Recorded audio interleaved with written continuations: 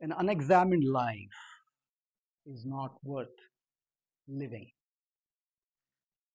Attributed to the Greek philosopher Socrates. Socrates may have never said that statement. We don't know. Everything we have from Socrates is through the Socratic dialogue. And then we as human beings have a tendency to assign credit to people of yore. But it's a great quote, though.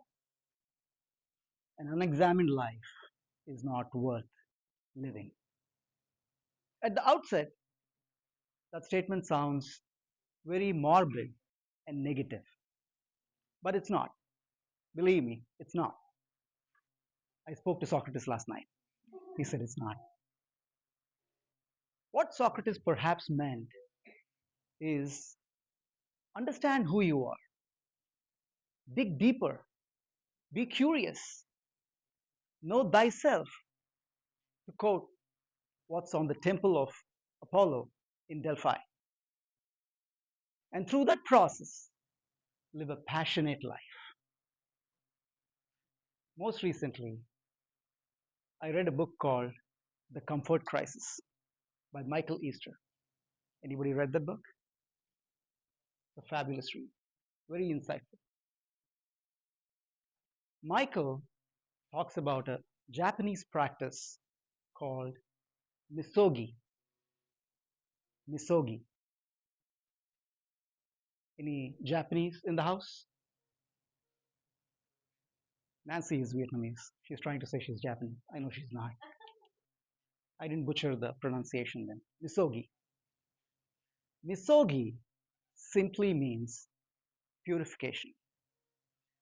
Purification of the heart, purification of the body, purification of the soul, and purification of the mind. Metamorphosis, if you will.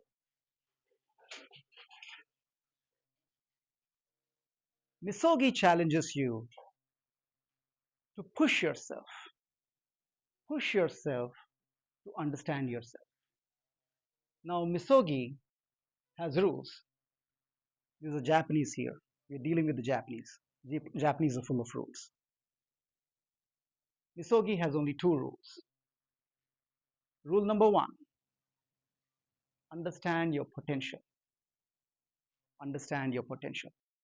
How do we do that? By pushing yourself hard, by preparing, by practicing, by taking help, perhaps even employing a coach, because you're trying to understand your potential here. You're pushing yourself hard. You're pushing yourself really, really hard.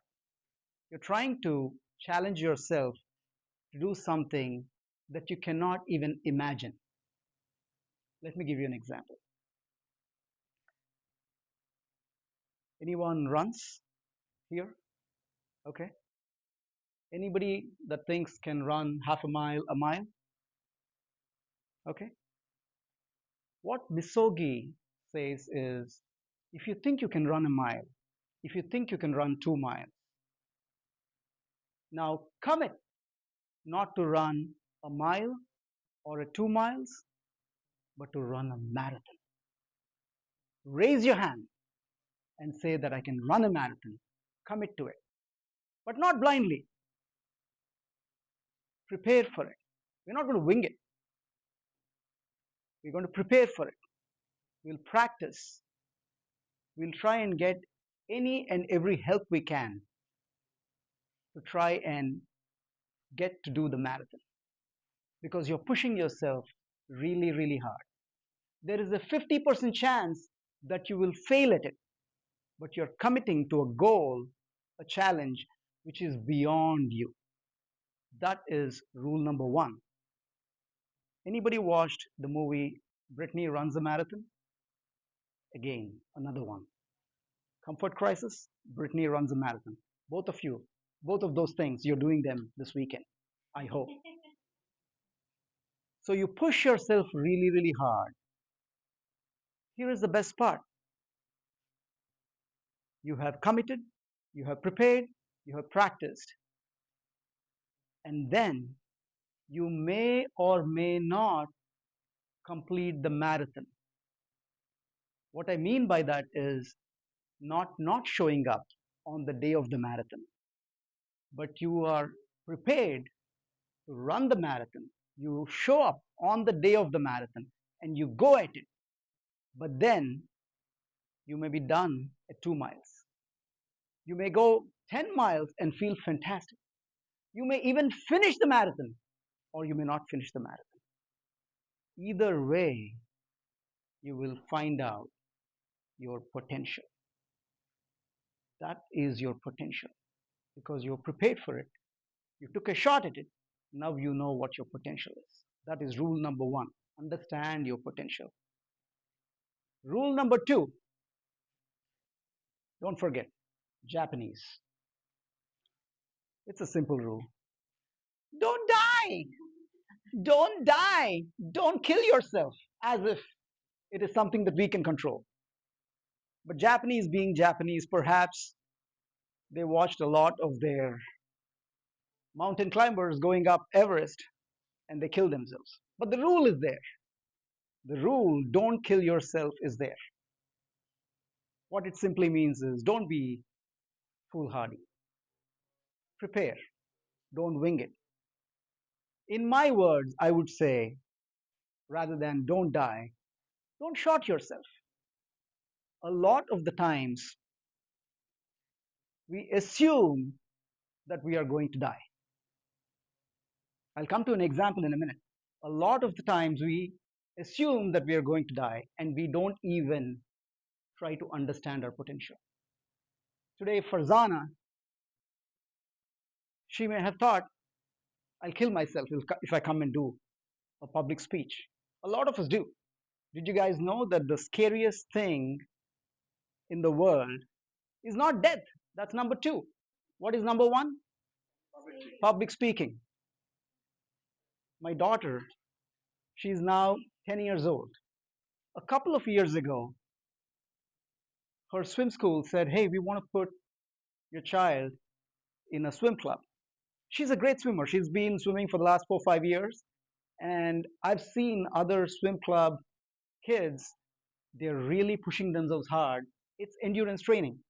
So I was worried that she will die. She will kill herself because it's back and forth laps all day. She may have passed out in the pool. I don't know. She could be floating, but she did not die. She is now a much stronger swimmer than before. So don't short yourself. Give yourself a chance. I joined Toastmasters a couple of years ago. I've been in sales for a long time, and I've always thought I got it all. I'm fantastic.